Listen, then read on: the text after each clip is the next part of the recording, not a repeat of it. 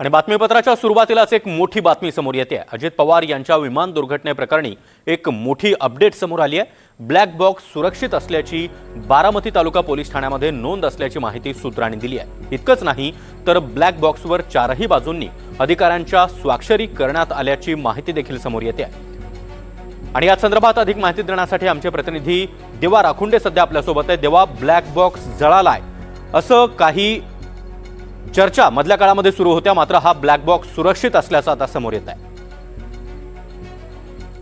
खरे सागर, आपण जर बघितलं तर दिवंगत नेते उपमुख्यमंत्री अजित पवार यांच्या अपघाताबाबत सातत्यानं नवनवीन चर्चा घडतायत। हा अपघात आहे की घातपात याबाबत शंका व्यक्त केल्या जात आहेत। एकूणच या प्रकरणातली सखोल चौकशी जी आहे ती होणं गरजेचं आहे आणि यामागचं सत्य काय आहे ते जनतेसमोर आणलं गेलं पाहिजे अशी मागणी देखील अजित पवार समर्थकांकडून केली जाते। स्वतः आमदार रोहित पवार देखील करतायत। आता या संदर्भातील एक माहिती आपल्याकडे खात्रीलायक सूत्रांकडून मिळते की अजित पवार यांच्या विमान दुर्घटनेमधील जो ब्लॅक बॉक्स आहे तो सेफ मध्ये असल्याची खात्रीलायक सूत्रांची माहिती आपल्याला मिळते। बारामती तालुका पोलीस स्टेशनमध्ये तो सुस्थितीत असल्याचं स्टेशन डायरीला नोंद देखील असल्याची सूत्रांची माहिती आहे। एकूणच जर बघितलं तर विशेष म्हणजे एअरक्राफ्ट ऍक्सिडेंट इन्व्हेस्टिगेशन ब्युरो म्हणजे AIB याचे जे अधिकारी आहेत के रामचंद्र यांनी 29 जानेवारी 2026 रोजी दुपारी 2 वाजता या ब्लॅक बॉक्सची पाहणी देखील केली होती आणि तो सुस्थितीत सुरक्षित असल्याची नोंद देखील त्यांनी केली होती। तर या ब्लॅक बॉक्सवर चारही बाजूने अधिकाऱ्यांच्या सह्या करण्यात आल्याची आणि स्टेशन डायरीमध्ये ऑनलाईन नोंद करण्याची आल्याची माहिती देखील आपल्याला खात्रीलायक सूत्रांकडून मिळते।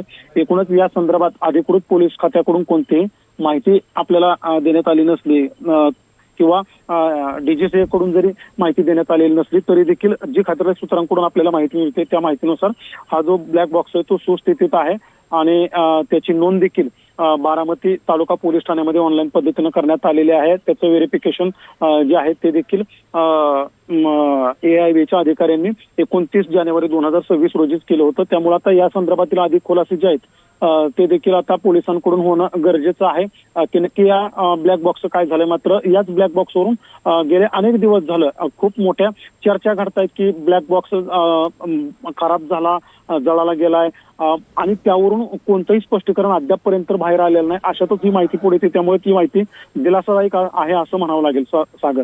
नक्कीच देवा, त्यामुळे कुठल्याही विमान अपघातामध्ये किंवा हेलिकॉप्टर अपघातामध्ये ब्लॅक बॉक्स हा अत्यंत महत्त्वाचा घटक मानला जातो। या ब्लॅक बॉक्सवरून अपघाताचं नेमकं कारण शोधलं जातं। त्यामुळे अजित पवारांच्या विमान अपघातामध्ये हा ब्लॅक बॉक्स सुरक्षित आहे अशी महत्त्वाची अपडेट आता समोर येते। धन्यवाद तुम्ही दिलेल्या या सविस्तर माहितीसाठी।